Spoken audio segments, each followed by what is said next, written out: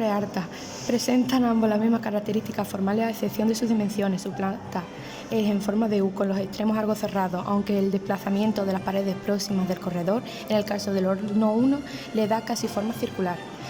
Conservan el corredor de acceso, la cámara de combustión y la columna central.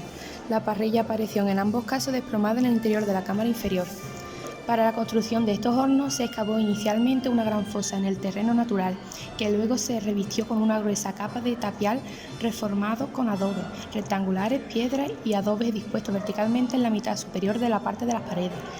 El interior de este muro presenta una capa requemada de color rojizo intenso en las zonas de contacto con la pared. Las columnas fueron constituidas con tambores de piedra, ostionera y adobe, unidos con arcilla y argamasas de cal.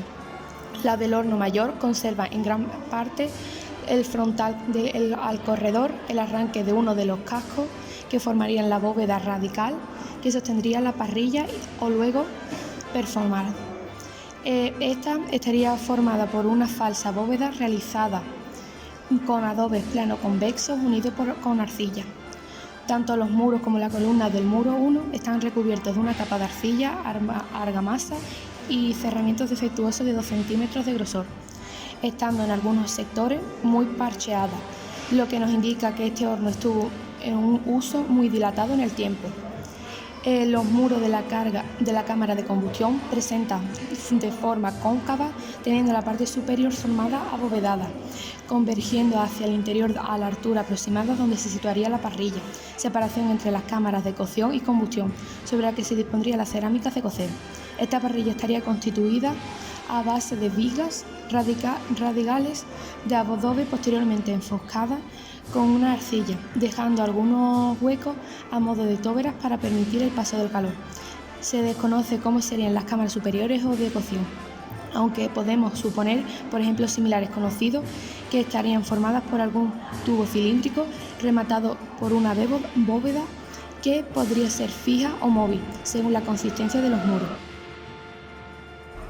Horno 4 y 5 Torre-Alta se ha revelado como la estructura de mayor tamaño, 6 por 3,5 metros, y antigüedad del taller cerámico, deparando su excavación una secuencia estratigráfica muy simple.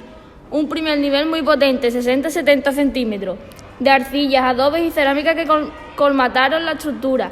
Un segundo nivel de cenizas localizados principalmente en el corredor de acceso y debajo de este y a modo de suelo del horno una sólida capa blanquecina formada por argamasa, restos de cerámica defectuosa y arcilla. El método constructivo se basó en la excavación de una gran fosa en las arcillas rojas y margas naturales, que a su vez fue enfocada y recubierta de adobes planos convexos y cuadrangulares. El estado de conservación del horno, al que falta parte de la cámara de combustión, de la parrilla y la cámara de cocción, no permite precisar en cuanto a su morfología en alzado, si bien los restos de adobe de su relleno parecen apuntar a la existencia de una parrilla y muretes de adobe similares a los restantes hornos. Asimismo, la columna central fue realizada con grandes adobes de forma pseudo-triangular que posteriormente fueron enfocados en repartidas ocasiones. Gracias a su característica tipología y su gran tamaño, el horno 4 parece corresponder a una mezcla entre las tendencias de época púnica plena y las nuevas influencias propias del siglo III a.C. en este tipo de estructuras. Para la adaptación de una estructura, además de un análisis pormenorizado de los materiales arqueológicos de su relleno, también se pudo contar con una característica peculiar de la dinámica de uso de las distintas zonas del alfar, ya que situada en el comienzo del corredor de acceso se pudo documentar una gran escombrera de ceniza y cerámicas defectuosas. El techar puede datarse entre el 240 y 210 a.C. de nuestra era, que utilizó la zona de trabajo y carga de horno 4.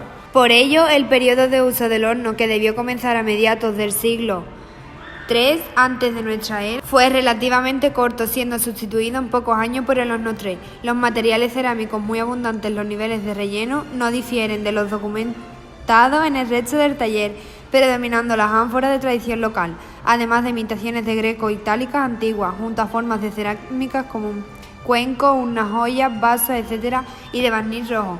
Sin embargo, el proceso de colmatación de este horno debió ser completamente distinto al resto del taller, ya que depositadas sobre el suelo de la estructura fueron halladas in situ varias joyas, urnas, vasos, jarritas y una ánfora greco-itálica de imitación completa.